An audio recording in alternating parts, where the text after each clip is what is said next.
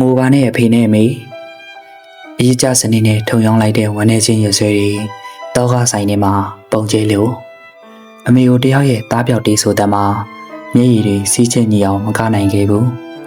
ရုပ်ချမ်းကြီးနဲ့အိမ်လွှမ်းတေးဆိုပြီးငိုနေတဲ့တားရဲ့အတွက်လောကဟာနားပိတ်နေခဲ့တယ်ပြောင်းပြန်ရိတ်ခံလိုက်ရတဲ့နေရာမှာတွေမှာအပြုံးတွေစီးတန်ပြီးမျက်ရည်တွေစီးပေါ်ခဲ့ရတယ်လူဆောင်ခဲ့မှုတဲ့မိသားစုတပ်ပုံလေးကိုကိုင်ရင်ရှိုက်ကြီးတန်ကြီးငိုခဲ့ရတဲ့အမေတို့တွေဘလောက်တောင်များရှိနေပြီလဲအလုံးမကြတိုင်းအမြဲဆဲဆူတတ်တဲ့အဖေတို့ကြီးဟာအခုတော့လေမျက်ရည်တွေဝဲလို့ပါလားမငိုပါနဲ့အဖေမငိုပါနဲ့အမှန်တရားအတွက်ဆိုအသက်ပင်တည်တည်ဆိုတဲ့အဖေဆုံးမစကားမှာအဖေသာတောင်းဝန်ကြည့်ခဲ့တယ်မဟုတ်လားမငိုနဲ့အမေမငိုပါနဲ့သူများအိုးအိမ်နေမဖြစ်စည်းရဘူးဆိုတဲ့အမေဆုံးမစကားမှာ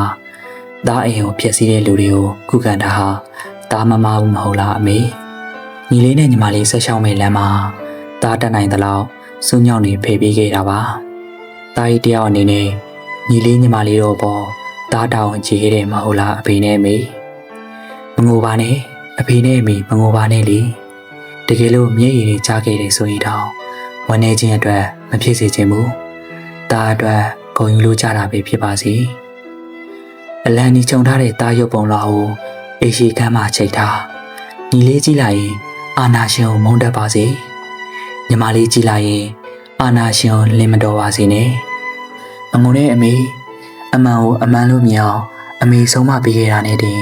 အမေဟာတာဝန်ကြီးခဲ့ပါလေ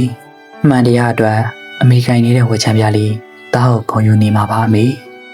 မငုံနဲ့အဖေမဟုတ်မခံတဲ့အဖေတွေတားကိုမှစီစဉ်နေရတခုနေတယ်အဖေဟာတာဝန်ကြီးခဲ့ပါပြီအမှန်တရားအတွက်အဖေရဲ့တောက်ကဆဲသူတန်းနေဒီကတော့တားကိုခုံယူနေမှာပါအဖေမငုံနဲ့အဖေနဲ့မေကျေးဇူးပြု၍အဖေနဲ့မေမငိုပါနဲ့လေဝေနှလုံးသားဖြင့်ရင်း၍